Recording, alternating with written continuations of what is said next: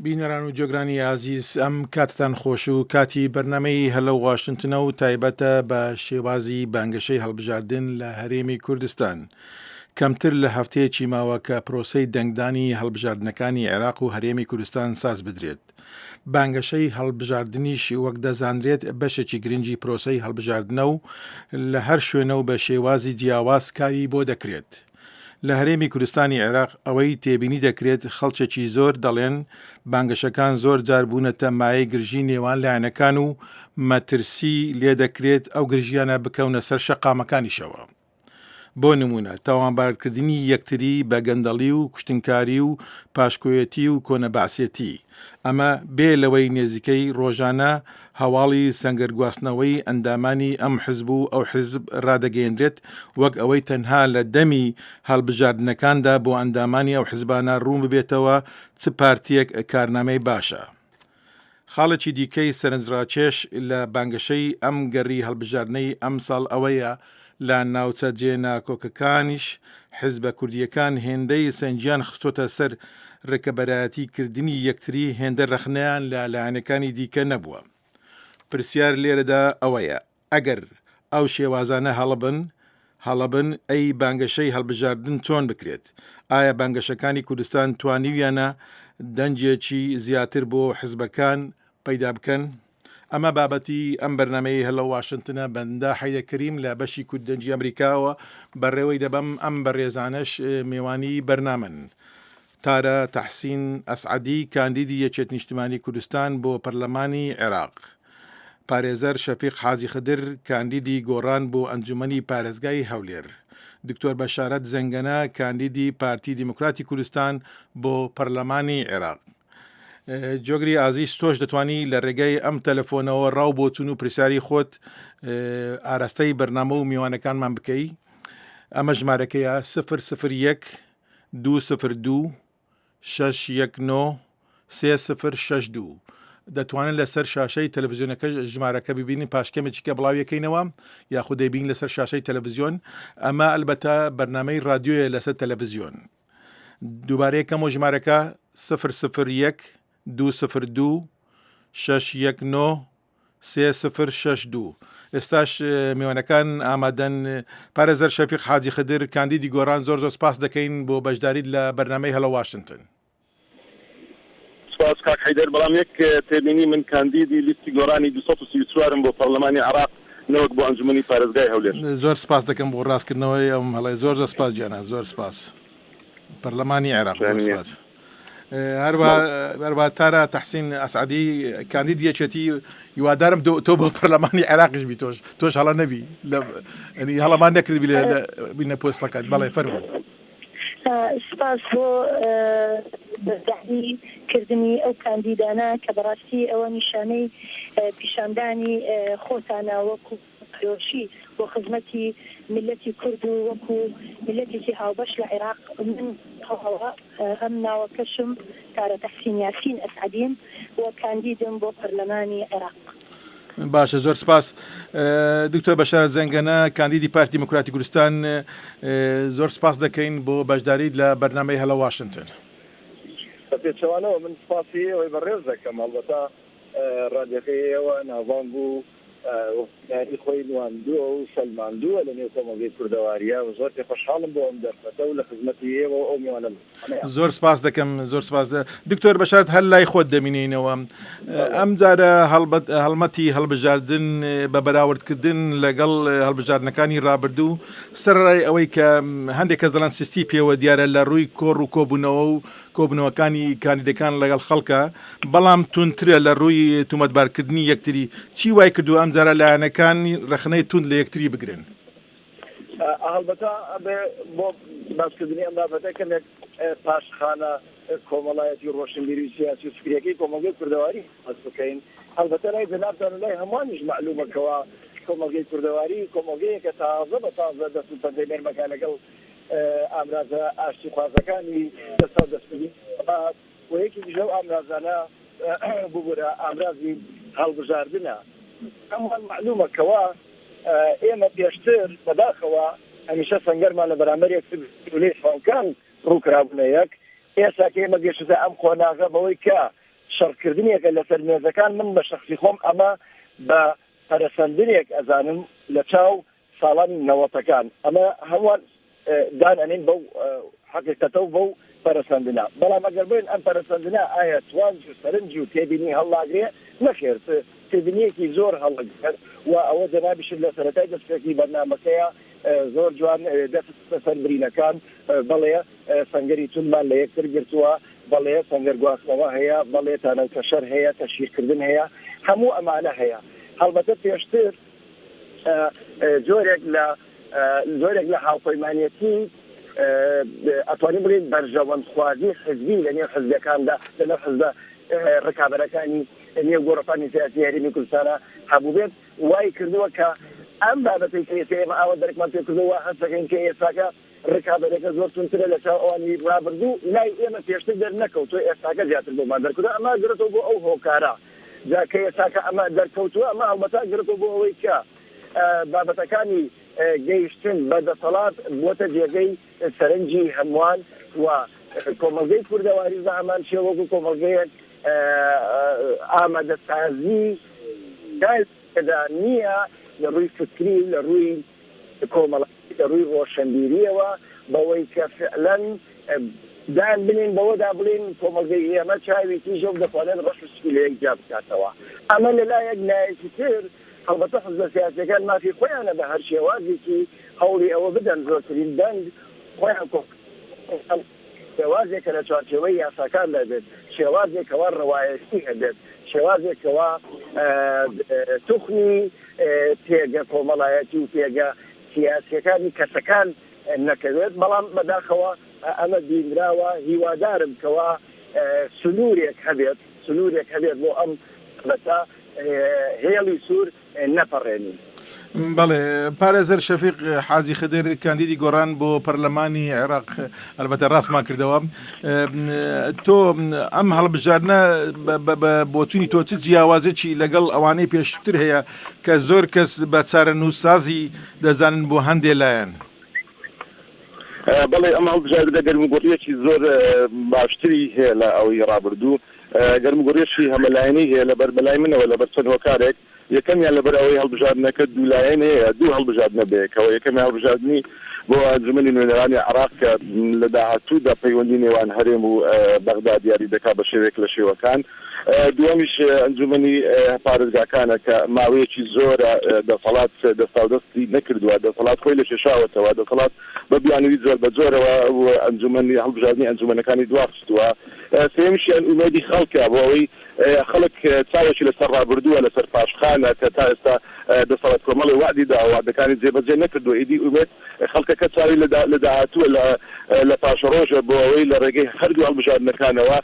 بتوانێت ئەو ئومێدانە لە ڕێگەی نوێکردنەوەیەکی نۆژنکردنەوەیەکی دەسەڵات بە شێوەیەکی دیکە حیزبەکانی دیکەی ئۆپۆزیسیۆن کە دێنە دەسەڵات کە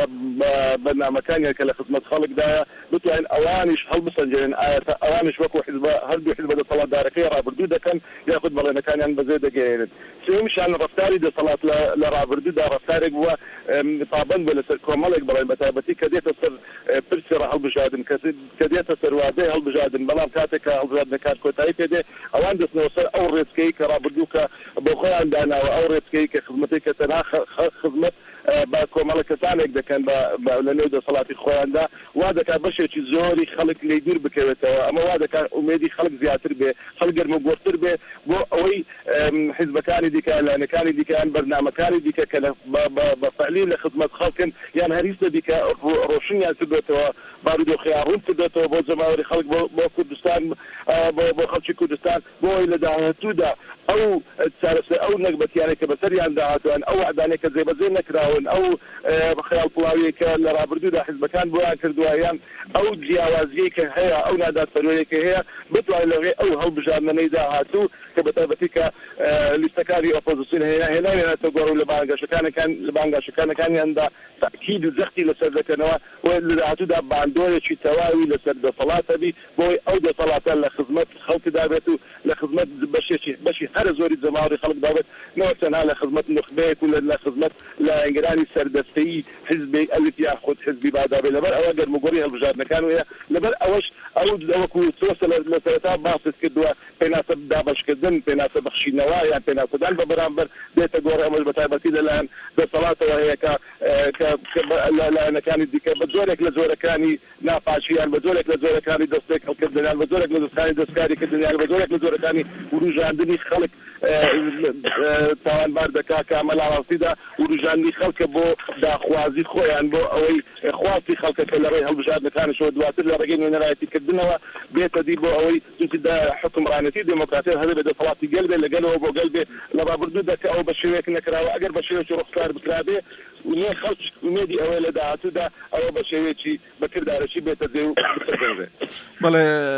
خانم تارە تەحسین یاسین ئەسعەدی تۆ بۆ چوونی تۆ چۆن هەرچەندێک ماوەیەک تەلەفۆنەکەت پچرا بەڵام توانیمان وەرەگرینەوە بە هەر حاڵ ئەگەر بکرێ شوێنەکانتان تۆزێک شوێنەکانتان لە شوێنێکی باش بن بۆەوە بتوانن دەنگتان بە باشی بێتن ئەگەر هاتوو خەتەکەشتان پچراوە هەوڵە دەین وەرتان بگرینەوە جارێکیکە تۆ بۆ چوونی تۆ چۆنە ینی تێڕواین تۆ چیە لەسەر هەڵبژاردننی ئەم جارە بشێوەی با بڵێن هەڵمەتەکەی یا هەڵمەتەکانی هەڵبژاردننی ئەم جارە لەگەڵ ئەوانی پێشووتر تۆ چۆنیە بینی؟ سپاس بۆ ئێوە بەڕاستی داوای لێبوردنەکەین کە خەتەکە بڕاوە ئێمە لە دەرەوەی شاری هەولێری شاری شارەشەکە کە عاید بە هەولێر بێت کە پرۆسەی هەڵبژاردنەوە لە ناو خەڵق و بازاڕ و کۆڵانەکان و خەڵق ئەدوێنین و لەگەڵ یانین و بەرنامەی یەکێتی نیشتیمانی کوردستان هەروەکو حزبێکی خزمەتکار بۆ ئەم نیشتیمانە ئێمە لەگەڵەوەین گەرم و گوڕەیەکی زۆر تەواو ئەبینین لە ناو خەڵکی و ئیستیجابەیەک و وەرگرتنێکی تەواو هەیە بۆ ئەو بەرنامەیە کە لەسەر بناغەیەکی تەواو هەر لە یەکەم دامەزراندنەوە بناغەی هەڵبژاردن لەسەر سیستەمی دیموکراسیەت و فرەڕایی و فیدرالیزم و ئیمانی تەواومان بە پێکەوە ژیانی ئاشتیانە کە لە نێوان نەتەوە و مەذهب و ئاینەکان هەموو کاتەیەکێتی نیشتیمانی کوردستان هەڵگری ئەم پەیامانە بۆ ئەم پەیامانە کە ئێمە دەین و بە خەڵکی دووبارە دەخینەوە سەرگیان و پیشانیان دەدەین بەرنامەی لیستەکەمان چییە بەرنامەکەمان چییە کە یەکەم شت ئێمە ئیمانمان بەوە بووە کە ئەو نەتەوەی کە بە خوێنی شەهیدان و خەڵکانی ماندوو لە ناو وڵاتەکە ئەمڕۆ ڕۆژی هەڵبژاردنێکی گەورەیە ئەو هەڵبژاردنەیە کە مافەکان تەنها لە کوردستان و بوونی کوردستانێکی ئازاد تەواو نابێ بەڵکو ئێمە لە عێراقێکی تازە عێراقێکی هاوبەش پێویستمان بە هەموو ڕەنگەکانە بە هەموو دەنگەکانە بە هەموو کەسە دەسۆزەکانە کە ئێمە چ ڕۆڵێک ببینین لە عێراقدا تاکو ئەو نەتەوەیەمان ئەوقە دەستوریانە بەدی بهێنین بەڕاستی بوونی ئەم عێراقی هاوبەشە ئەو زمانەی دیکتاتۆریەت و تەنیاییە نەماوە لەبەرەوە ئەبێ ئێمە ئەو کۆدایە بە شێوەیەکی وا ئاراستەیان بکەین کاندیدی خۆیان لە ناو لیستەکان چۆن هەڵەبژێرن بەرنامەی لیستەکان چۆن هەڵە سنجێنن کە هەر هەمووی لە خزمەتی میلەت و ئەو پەیامان ئەبێ کە لەسەری داڕێژراون لە عێراقێکی تازە بۆ بینین و مسوەگەرکردن ئەو مافانە لەوێ شەڕی تەواوە شەڕی یاسایە شەڕی نەتەوەیە شەڕی هاوبەشیە شەڕی پەیوەندی کۆمەڵایەتیە کە ئێمە زانین ئەو پەیوەندیانەی کە بوونی فەخامەتی مامجەلال کە وەکو سەرۆکیی کۆمار کە لە دوای 80 ساڵ زیاتر هات و ئەو سەرۆکایەتی وەرگرت کە داریش بە انتخابات وابزانم لە ناو مێژووی عێراق هەمووی یەکەم جارە کە بە انتخابات سەرۆکێک هەڵدەبژێرێت و هەوڵی ئەوەی دا کە وەکو چەترێکی کۆکەرەوە بوو لە نێوان هەموو ئەو عەرەبە شۆڤینیانەی کە لەوێش هەبووە زانیوێتی نەکەر عەرەبەکان و کوردەکان بەڵکو ئێرانیش بە سەمانی ئەمانی داناوە و تورکیاش بە شێوەیەک و دەشبینین نەمانی ئەو لەوێ بەڕاستی ممکنە هەندێک لێرە و لەوێ هەندێک گرفت دروست بوو بێت بەڵام بەڕاستی لەناو هەڵبژاردنەکە ئیمانی تەواوی ئەو میلەتە بەوەیە کە کورد ئەو زمانە نەماوە تەنها لە عێراق بڕۆین ماف هەوڵ بدەین بەڵکو ئێمە لە دیفاعەوە دەبێت بکەینە سەر هجوومکردن لەسەر هەر لایەنێک کە ئەو پێشێلە ئەکا لە بەغدا لە مافەڕەواکانی کورد لەبەرەوە ئێمە خۆمان وەکو کورد لە ناو میلەتەکەی خۆماندا دەبێت پەیامە ڕاستەقینەکان بە میلەتەکەمان بدەین شەڕی ئەوە بکەین کە هەموومان بچین لەوێ چۆن یەک هەڵوێستی بکەین بۆ مادەی 140 چۆن هەڵوێستی بکەین بۆ قانونی نەوت چۆن هەڵوێستەکانمان ڕێکوپێکی بۆ پێکەوە ژیان بۆ پیشاندانی مۆدلێکی نوێ و مۆدرن هەیەکێتی نیشتیمانی خۆی هەڵگری ئەو پەیامانەیە. بەڵام ئەوەی کە بەدیەکرێ خەڵک زۆر گلەیلەوە کە ناڵی هیچ مۆدلێکی نوێتیانی ئەوەی زیاتر مۆدلەکە تونندڕەوی لاانەکانە یان ڕخنەگرتنی لاانەکان لە یەکتری بە شێوەیەکی زۆر تون. بەڵام ماوان پێ بدەن بینەران و جێگرانی عزیز، ئەمە بەرنامەی هەلە واشنتنە تایبەتە بە شێوازی بانگەشەی هەڵبژاردن لە هەرێمی کوردستان. من حەیدەکەریم بەڕێوەی دەبەم و ئەم بەڕێزانش میوانی بەرنامەن بەڕێز پارێزەر شەفیق حاجی خدر کاندیدی گۆڕان بۆ پەرلەمانی عێراق و هەروەها دکتۆر بەشارەت زەنگەنە کاندیدی پارتی دیموکراتی کوردستان بۆ پەرلەمانی عێراق و تارە تەحسین یاسین ئەسعەدی کاندیدی یەکێتی نیشتیمانی کوردستان بۆ پەرلەمانی عێراق. ئێوە دەتوانن بەم ژمارە تەلەفۆنی کە لەسەر ڕووی تەلەڤیزیۆنەکە ئەیبینن پەیوەندی بکەن و پرسیاری خۆتان بکەن. ئەگەر تەماشای تەلەڤیزیۆنش ناکەن بە رادیۆ جۆتان لێ ئەمە ژمارەکەمانە 001 202 619 3062. ئێستا ئەچینە بەغدا بۆ لای پەیامنێرمان گۆران تۆفیق بزانین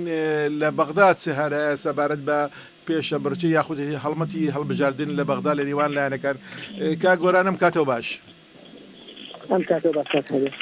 دەکرێت باسیەوەمان بکوێت چ جیاوازیەکە کە تو خۆت هاتو توێ کوردستانی هەرێمی کوردستانی عێراقەکەی جیاوازی هەڵبژاردنەکان هەڵمەتی هەڵبژاردن هەرێمی کوردستان لەگەڵ ئەو ناوچانەی با بڵێن ناوەڕاست و باشووری عێراق چییە؟ ئەگەر بکرێت بۆمان شی بکەیەوە هەر پرسیارە چتە بوو لە میوانەکان ئەتوانی بیکەی فەرموو. دیارە بانگەشەی هەڵبژاردن لەسەر تاسەری عێراقدا ئێستا بە شێوەیەکی کراوەی لە نێوان هێزی لایەنە سیاسەتاندا دەست پێکرا، بەڵام ئەوەی کە زۆر بەدی ئەکرێت جیاواز لە تەواوی عێراق واتوانم بڵێم هەرێمی کوردستانیش بانگەشەی چڕ و پڕ لە نێوان بەغدای پایتەختی عێراقدایە کە ململانێکی توندی زۆری تێدایە و زۆرترین ژمارەی کورسیەکان ئەتوانم بڵێم ئەنجومەنی نوێنەرانی عێراقیش لەناو پایتەختی عێراقدا پێم وایە هەر لە گریمانە لەسەر ئەوە دەکرێت کە هەر هێز و لایەنێکی سیاسی بتوانێت زۆرینەی کورسیەکانی بەغدای پایتەختی عێراق بەدەست بێنێت. ئەوە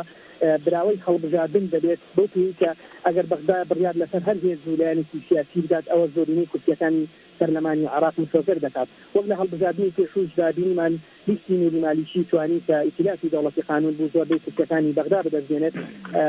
ئەوە گریمانەیەک بوو ئەوەی کە زۆرینەی کورسیەکانی تەواوی عێراقی ئەگەر بڵین بەدەست نێنا بەو شێوازەی کە لیستی عێراقیە دوو کورسی لە پێش ئیتلافەکەی مالیکی بوو، بەڵام لەبەرەوەی مالیکی توانی دەنگەکانی بەغدا زۆرینە بەدەستبێنێت توانی حکوومەتی ئەو حکوومەتە تەوافقەکەی کە دوجار لەسەری ڕێکەوتن ئەوە متۆگەرکردنی پایتەختی عێراق بوو بۆ نوێری مالیکی. بانگەشەکردن لە بەغدا پێم وایە جیاواز لە تەواوی شارەکانی عێراقدا بەدی دەکرێت چڕ و پڕی. زۆربەی ڕێنمایەکانی کۆمیسیۆن لە بەغدای پایتەختی عێراق پێشێلکاری پێداکراوە لەسەر ئەو پۆستەرانی کە بڵاو دەبێتەوە. چەندین دروشمی جیاواز لەناو پۆستەری هێزی لایەنە سیاسەتاندا بەدی دەکرێت کە مەسەلەی ئاین و تایفی بەکار هاتێت. دروشمی زۆر جیاواز دەبینیت کە کۆمیسیۆن تا ئێستا بێدەنگە هەر چەندە تا ئێستا بەیان قەواری سیاسی ڕوبەڕووی دادگا کردێتەوە چەندین کاندیدیشی لە پرۆسەکە دوور خستێتەوە بۆ هۆی ئەو حاڵەتانەی کە لە ڕێنمایەکانی کۆمیسیۆن دەچون. بەڵام لەم چەند ڕۆژە پێم وایە لەم هەفتەیەدا کە لە کۆتایەکەی هەڵبژاردن ئەنجام دەدرێت حکوومەتی عێراق دیارە دوو ڕۆژی وەک شووی فەرمی ڕاگەیاندووە کە ڕۆژی 29 مانگە کات کە لەسەر تاسەری عێراقدا پشوو دەبێت دەوەنەی هەڵبژاردنەوە هاوکات لە ڕۆژێکی ئایاری داوە کە مناسبەیەکی کرا ئەوەش کە ڕۆژێکی پشویان بۆ دیاری کردووە. بەڵام ئەوەی کە باسی خواستەکە لە بەرنامەی بەڕێستا ئاماژەی پێدەکەی کاک حەیدەر ئەوەیە کە بانگەشە لە بەغدا لە نێوان پێکاتەی شیعەکاندا زۆر پڕ بووەتەوە هاوکات لە لایەکی تریشەوە پێکاتەی سنە زۆر بە توندی لە نێوان خۆیانە بانگەشەی هەڵبژاردن دەکەن. لەناو پێکاتەی شیعە و ماڵی شیعەدا حەکیم و سەدر و مالیکی ئەو سێ لایەنن کە گریمانە لەسەر کورسەکانی بەغدا دەکەن. بۆتی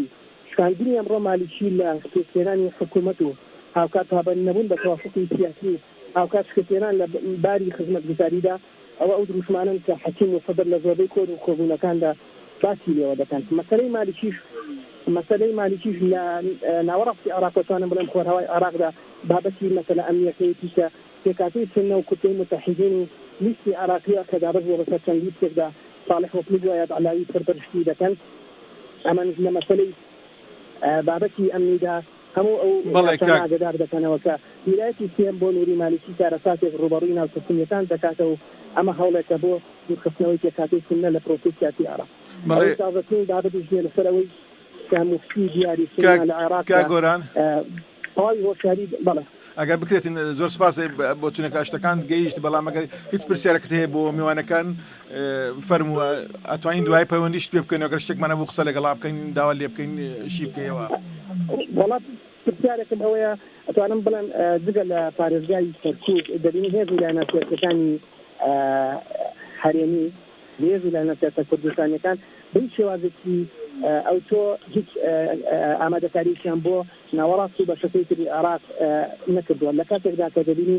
هێز ویلایەتی سیاسی عێراقی کاندیدی لە ناو شاری هەولێر و هەروەها دۆوەکو پارێزگای سلێمانیدا هەیە ئەگەر ببینی لەناو پارێزگای بەغدا دەیان هەزار سەوتی کورد هەیە بەڵام بە شێوازێکی زۆر لاواز بانگەشەی هەڵبژاردن دەکرێت بۆ کوردەکانی بەغدا هاوکات لە پارێزگای دیالە بە هەمان شێوە تەنها لە پارێزگای سەرکوب هێز ویلایەتە سیاسیەکانی کورد دەبینرێت ململانەیە دەکەن لەناو ماڵی کوردیدانەت بۆ بەدەستهێنانی کۆی دەنگەی کوردەکانی و پارێزگای زۆر سپاس گۆران زۆر سپاس دەکەین ئەلبەتە ئەوەی بە ئاماژەت پێکە دیارە ئەو نەخۆشی هەر لایەنی کوردیش نەگرتەوە لایەنەکانی شیعە و سوننیشی گرتووەوە ئەوانش ناوخۆوانە بە شێوەی توند پێشە بەرچێ بەرامبەر بە یەکتریەکەن بەڵام ئەو پرسیارەی تۆ ئارەسەی دکتۆر بەشارەت زەنگەنەکەم دکتۆر ئەگە بکرێتن بە کورتی وڵایم بۆ لە بەرەوەی خەڵکەکی زۆر لە پەیوەندیدا ئەگەر بۆی کە بتوان ئەوانش بەشداری بکەن فەرموو دکتۆر پرسیاری چی و ببرەتی نەگەشتم لە پرسیارەکە داوای لێ برد نەکەم باسی ئەوەی کرد کە ئەوە لایەنەکانی با بڵێن عەرەبی عێراقی ئەوانەی سوننە و شیعە لە هەرێمی کوردستان ڕکلامەکەن و یا کاندیدیان هەیە لەوێ ینی هەڵمەتی هەڵبژاردنەکەن بۆ لایەنی کوردی لە بەغدا و بەڵێ فەرموو تێگەیشتم بەڵێ لایەنی کوردی شەر هەیە ئێمە ئیتلاف الکوردی الموحدمان هەیە لە بەغدا قایمەی کوردیمان هەیە لە تکرێت لە بەعقوبە هەمانە لە نەینەوە هەمانە بۆ بانگەشە دەکرێت لەو شوێنانە بەڵام ئەگەر بڵێ زیاتر بچینە خواتر نییە ئەمە وەکارێکی تری هەیە بۆ ئەوەی کە بڵێن لە ئەنبارە کەسێکی خەڵکی ئەنبار بێت تێرە بانگەشە ئەکا بۆ خۆی لەبەرەوەی ئاوەرێکی زۆری ئەنبارمان هەیە لە هەرێمی کوردستانە نیشتە جێە ئەمە لایەکی تر ئەو ئستیخافە تائیفی و قەومیە ئەو ڕیزبەندیە قەومی و وهي آينية أما دقيقا تعبير لواقعي العراق بشريتي جشتي كتير وايكس ناطواني لمها وتشري خوي درباز بكاد بويكا سنت هي شيعت هي كردت هي تركمانت هي مسيحيت هي وحتى دواي هر أساسي خريطين كومالاتي فكري كومالجية كما حزب سياسي كانيش بانقشي خۆیان دەکەن بۆ پێم وایە بۆ ئەو خاڵە دەگەڕێتەوە بەڵێ ئەچین هەولێر کەریم چۆلی لە ڕۆژنامەوان لە پەیوەندەکە کەریم ئەم کاتەوە باش باش سەرچاوم کاکەریم تێبینێک ئەگەر هەست بێ پرسیارە شتێ بۆ بەڵێ زۆر گەم لە بەرنامەکە نەبوو هەنی کەمێک گەم لێ بوو بەڵام من تیم خۆشە ئەو پرسیارە ئارەسەی میوانە بەڕێزەکانت بکەم من ئایا ئاوارەتیان وایە ئەو شێوە هەڵمەتەی هەڵبژاردنی کە لە کوردستان بەڕێوە دەچێت شێوەیەکی تەندروستە بۆ کۆمەڵگای کوردەواری کە تا ئێستا ئێمە بە هەم هەڵمەتی هەڵبژاردن و هەمیش بە پرۆسەکانی هەڵبژاردن و هەمیش بە پرۆسەی دیموکراسی تەنانەت دەسەڵاتکردنی دەسەڵات نامۆین واتە ئاشناییمان لەگەڵانیە بۆ نمونە لە کاتێکدا بۆ نمونە لایەنێکی سیاسی لایەنێک تەنها لەسەر نووسینێک تهمەتبار دەکا بەڵام کەچی سەیرێکی لەوانە لەولا خەڵکانێکە بێ خاوەنفایلی گەورە بن بەڵام لەولا کەس باتیشی ناکات تێتان وایە ینی لەگەڵ میوانە بەڕێزەکان ئەوانەتیان وایە کە ئەمە شێوەیەکی تەندروستە یاخود ئەمە تەنانەت زەرەر و زیان بە کۆی پرۆسەکە گەیەنێ و لە پاشە ڕۆژێکی درەنگ ئێمە فێری ئەم کلتورە هەم یەکتر قبول کردن و هەم پرۆسەکانی پرۆپاگەندەی هەڵبژاردن و هەمیش تونێتی دەنگدان و هەمیش دەستا و دەستکردنی دەسەڵات کە ئەمانە هەمووی پێکەوە بەسراون زۆر سپاس کاکەریم چۆلی لە هەولێر زۆر سپاس دەکەین ڕۆژنامەوان تارەخان زۆر سپاس تارەخان پرسیارەکەی بابڕین ئارەسەی تۆکەین ئەگەر لانەکانی تریشمە چ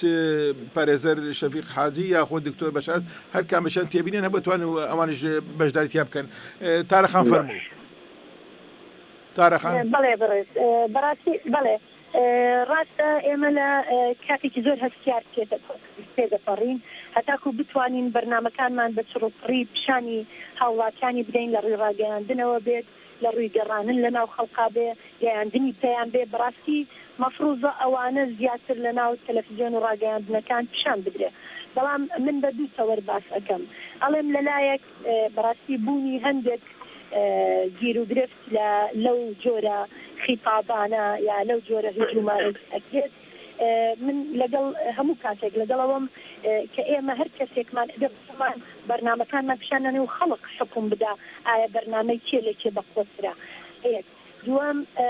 کێ بوو لە کۆنەوە تاکو ئەمڕۆ لە بەرژەوەندەکانی ملەتەکە هەوڵی داوە ئەمانە پەیام بن ڕەبتی بکەی لەگەڵ ئەمڕۆ و ئایندە ئێمە ئەمانەوێت چی بکەین سێهەم شت بەڕاستی ئەبوایە پێش ئەوەی پرۆسی هەڵبژاردنەکە ببێ هەر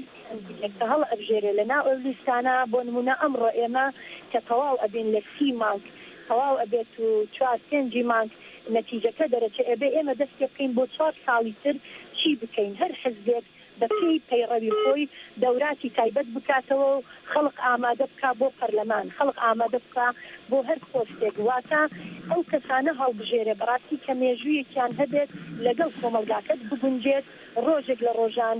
ئاڕاستی هیچ لایەک نەبوو بن چونکە مێژوو بۆ ئینسان بەحقەت کەسایەتیە لەبەر ئەوە ئەگەر ئێمە ئەوە دەوراتی بەهێزکردن و بەتواناکردن و هێنانە پێشی ئەو کەس و کادیرانەی کە خزمەت دەبەخشن بە میلەتەکە وای لێ دێ زۆرجار ئەم کێشە و گرفتانە کەمترە بێتەوە ئەو تانە ئەو بڵێت ئەو شیاونیە و ئەو لەبەرەوە لە پڕێکا خەبەرێک بە کەسێک بدەن یا کەسێک خۆیەوە چێتە پێش و خۆیە باتە پێش ڕاستی ئەبێ سێ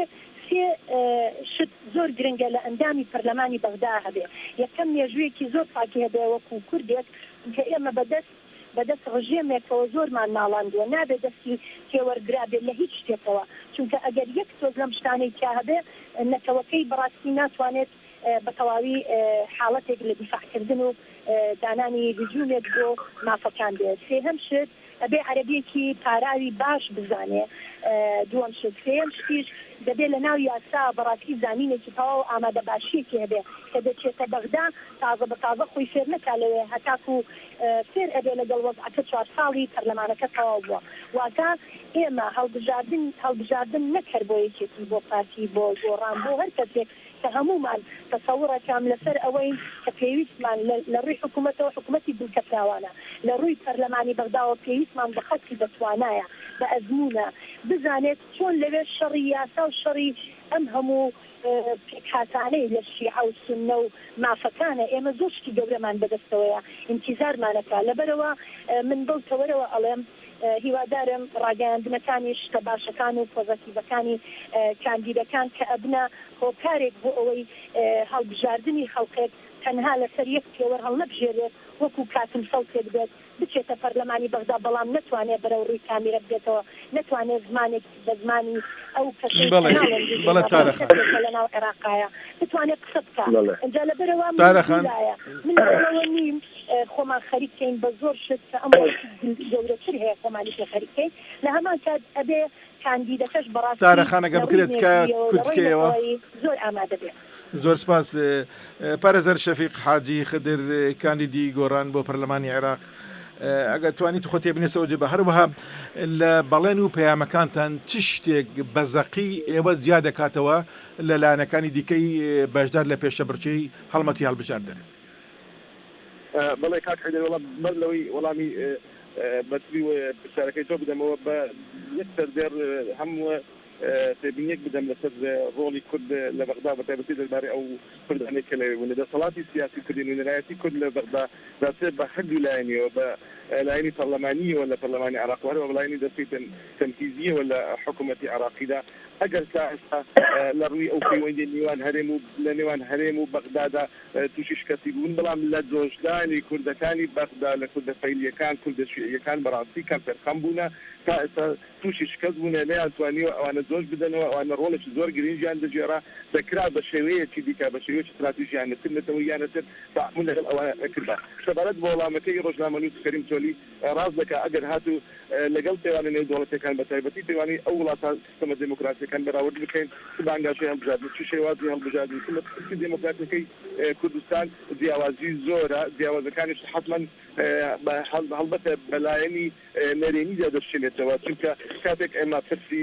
کاتێک کە باسی هەڵبژاردن دموکراسی دەکرێت سێ چەمچی گرنگ لێبوردەیی یەکدی قبولکردن سنگفراوانی دێتە گۆڕێ ئەوە لە کاتێک حەز دەکەن لە بانگاشەی هەڵبژاردننی ڕابردوودا هەروەها ئێستاشدا هەز دەکەین ئەو سێ چەمکە تاڕادەیەک نیشانەی پرسیاری گەوریان لەسەر ئەمەش لە بەرامبەر ئەوەیە کە لە ڕابردوودا دژایەتی ئەو سێ کراوەیان بە شێوەیەکی دیکە بە ئاواژووی لەگەڵ ئەو سێ چەمکەکە پێچەوانی ئەو سێ چەمکە لە ڕابردوودا کارکراوە دەوڵەت ئەو کارێک کردووە بۆیە کاتێک ئێستا لایەنەکانی ئۆپۆزیسیۆنیان خەڵک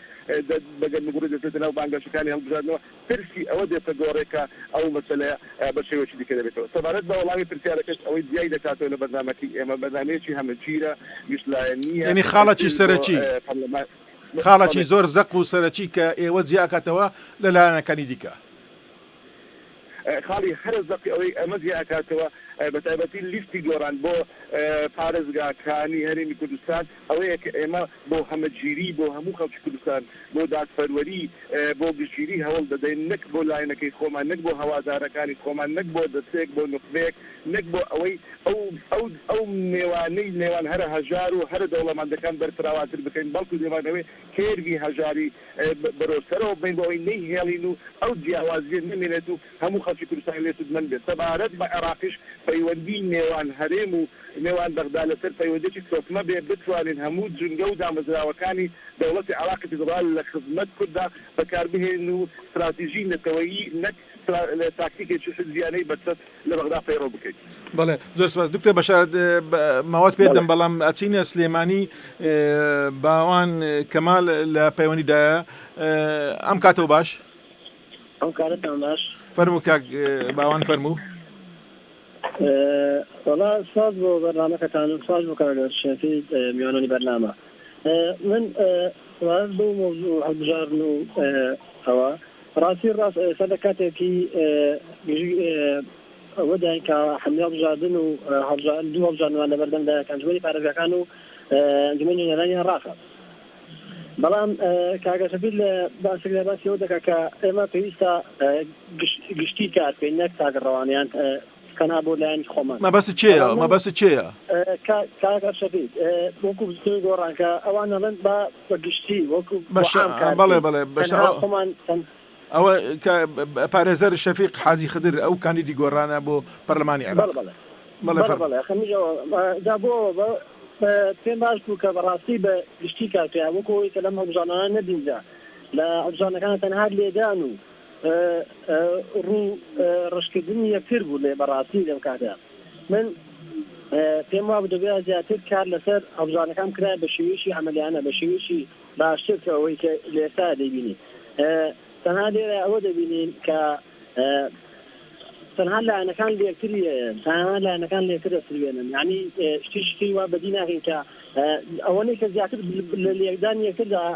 یەکتر بیننەوانێ ئەوەندە کار و بەرنامەکانی خۆیان ڕوون ناکەنەوانێ ئەوەندە یعنی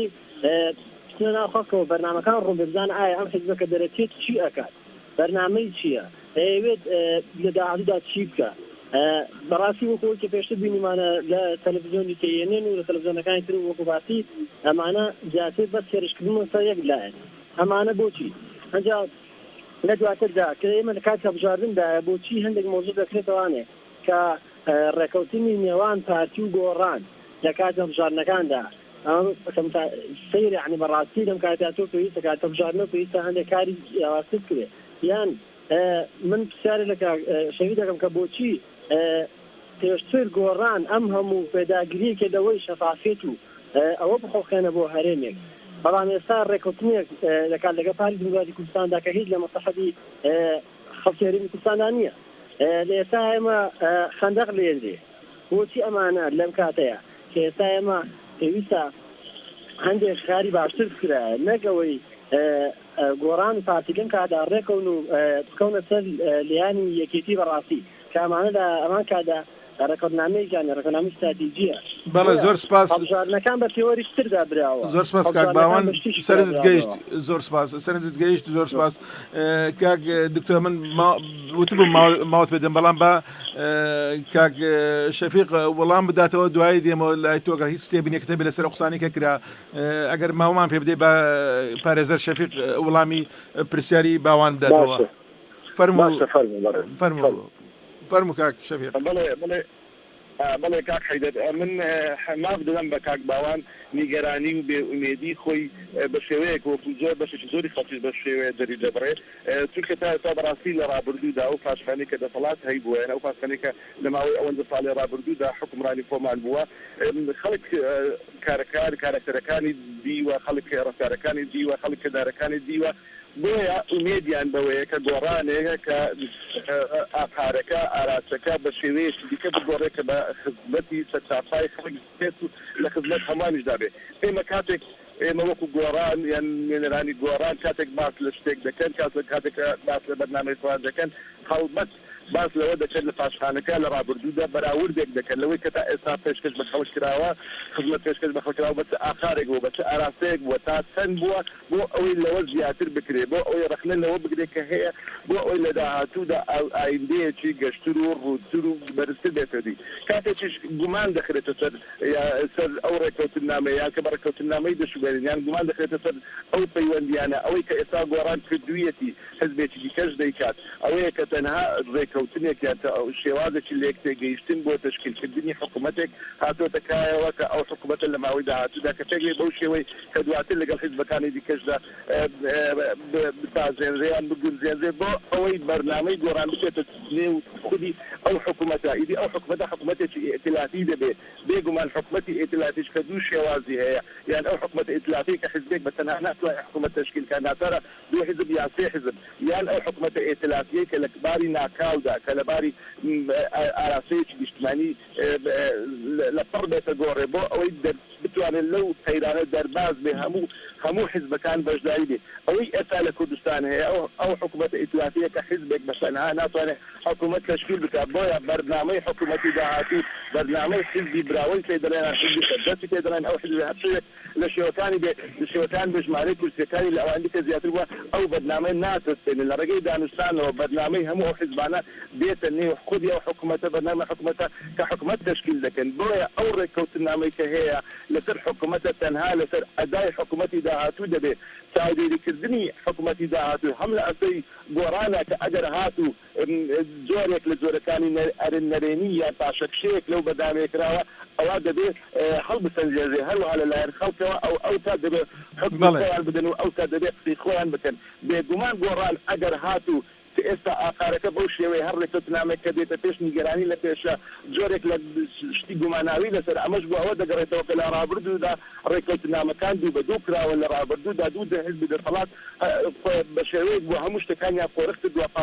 پاوانیان کردووە دەسەڵاتەکانیان بۆ خۆیان بردووە بۆ نخبەیەک بردووە ئیدی خەڵکەکان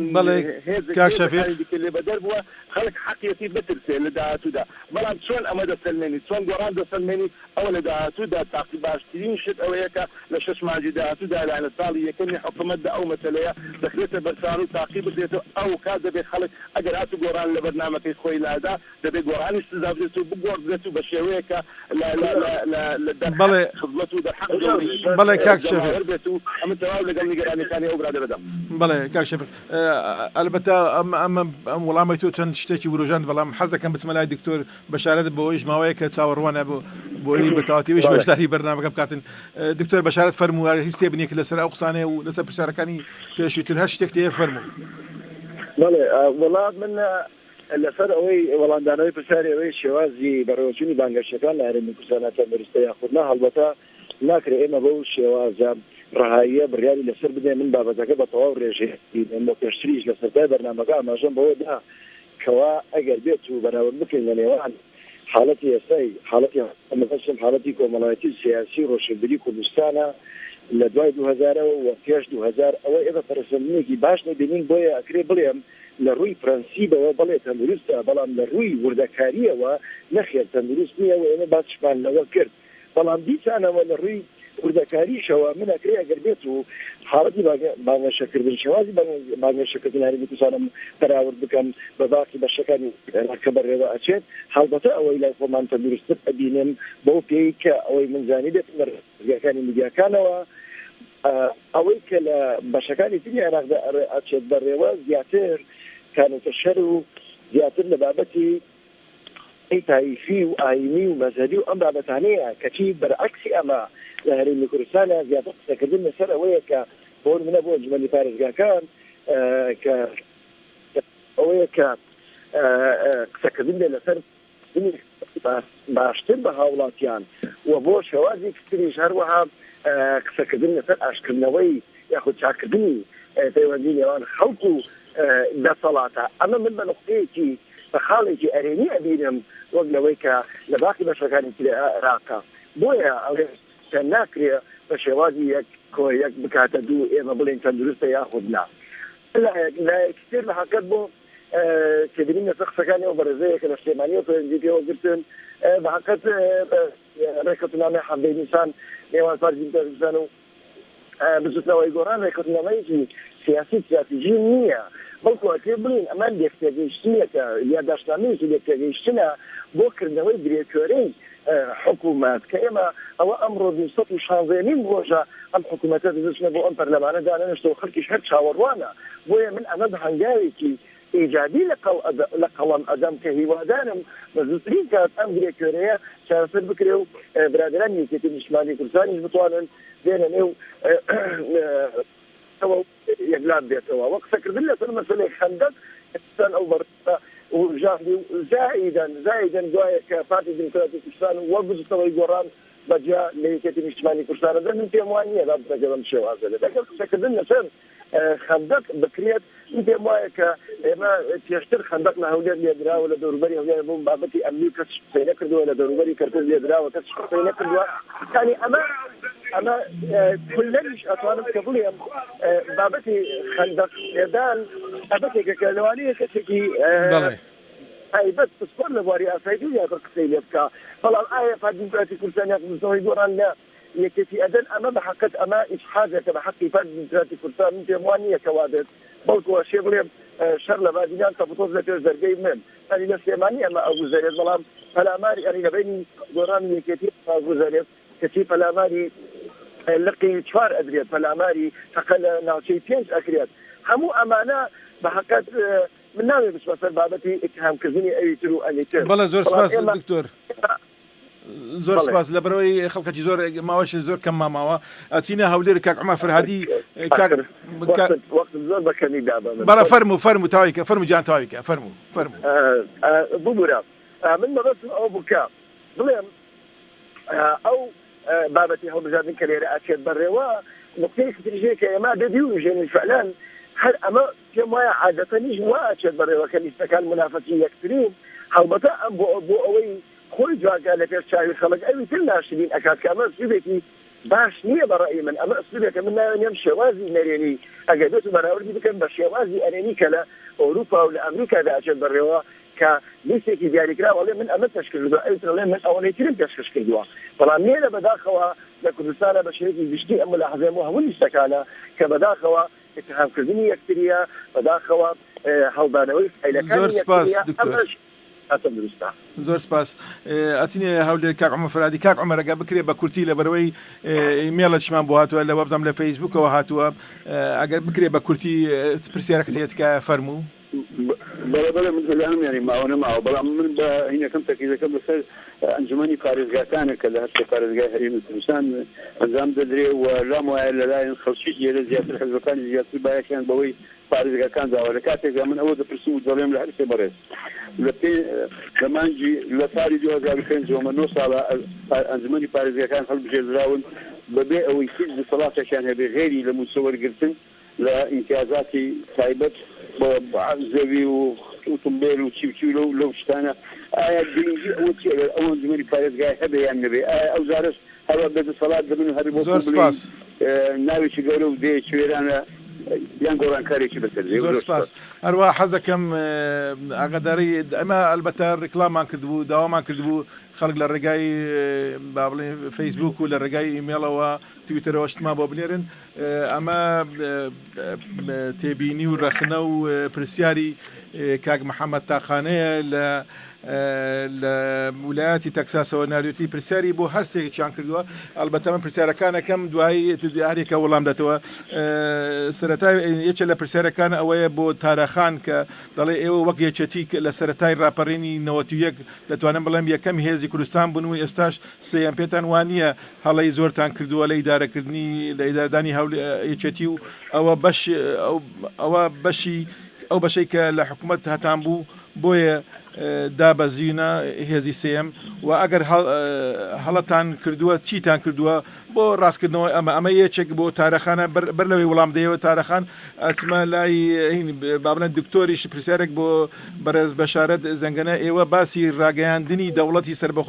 سربەخۆ دەکەن کەچی خەندەقی دابشکردنەوەی کوردستان هەڵدەکەنن بۆ ڕەزامەندی دەوڵەتی داگیرکەری تورکیا و ئەمە ئەلە تاکەی ئەوە بۆتان ناشتە سەر خەڵک دژی ئەوەتان دەبێتن هەروەها بۆ کاک شەفیق حاجی خدر ئێوە وەک بزوتنەوەی گۆڕان کە سواری شەپۆڵی ناڕزایەتی خەڵک بوون و لە ئەنجامدا بوون بەو بزوتنەوەی و کە ئێستا هەن و ڕەخنەتان زۆر گرتووە بەڵام لە شوێنێکە دەڵێ ئێوە چۆن دەتوانن لە پارتی و یەکێتی باشتر بن کاتێک دانای دانا ئەحمەد مەجید لەسەر کەیسی گەندەڵی بە 6 ساڵ حکم درا و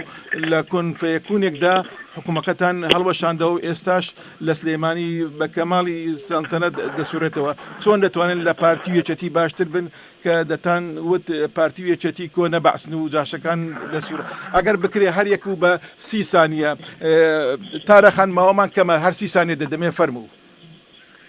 بەڵێ بەڕێزگیان زۆر ماوەت بە هەردوو لایە ماوەی منت خوارد لەبەرەوە زۆر من نازانم لە بینی حەڤەی نیسان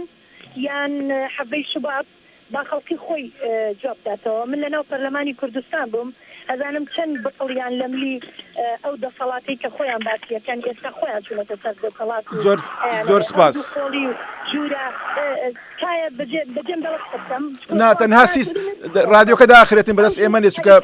پرۆگرام کراوە باسییانە کرد ئێمە بۆ نەهێشتنی شەڕ بوو زۆر سپاس زۆر سپاس تارەخ گۆڕان و هەڵقرتاننی گۆڕان هاتنە ناو یەکێتی و ماڵە گەورەکە زۆر سپاس تارەخان هەروە کاک شەفیقەکە بکرێ بە کورتیش تۆش ئەو وەڵامی ئەو پرسیار بدەوە کە ئارەسەت کرابوو تەنها 20 سەنێت پێدەم بروسکە وەڵام خەندەق نەبوایە پرد وایە بەڕاستی شەرمەزارێکی نێوتەوایەتیە دوام ئەو دوو حیزبە زیاتر باسی ڕابردوو دەکەن باسی هەنووکە و ئێستا ناکەن ئەمڕۆ ڕۆژی ئەمڕۆ بەیانیە بە خەڵک چاوەڕێی بەیانی دەکات بۆ مەسەر بۆ پرسی پارێزگاکەن ئەگەر وەکو ڕابردوو بێن نەکرێ باس لە گۆڕان زۆر سپاسان دەکەم زۆر سپاس هەر ئەوەن داوامان هەیە داوای لێبوردنەکەم گۆڕان لە ماوەی داهاتوو دەبێت بۆ خەڵک بتەلمێنێت زۆر سپاس گۆڕانی بەدڵ لەبوو لە داهاتوودا بە ژمێرەی خواستی خۆی بەرنامەکەی نەبوو بیگۆڕێت زۆر سپاس کاک شەفیق حاجی خدر و هەروەها دکتۆر بەشارە زەنگەنە و تەحسین یاسین سپاسان دەکەین بۆ بەشداریتان لەم بەرنامەیە هەروە بە سڵاوی دەرهێنەری بەرنامە هێرە و زەنگەنە و خۆشم حەیدەر کەریم داوای کاتە چی خۆشتان بۆ دەکەین ئێرە دەنجی ئەمریکایە بەشی کوردی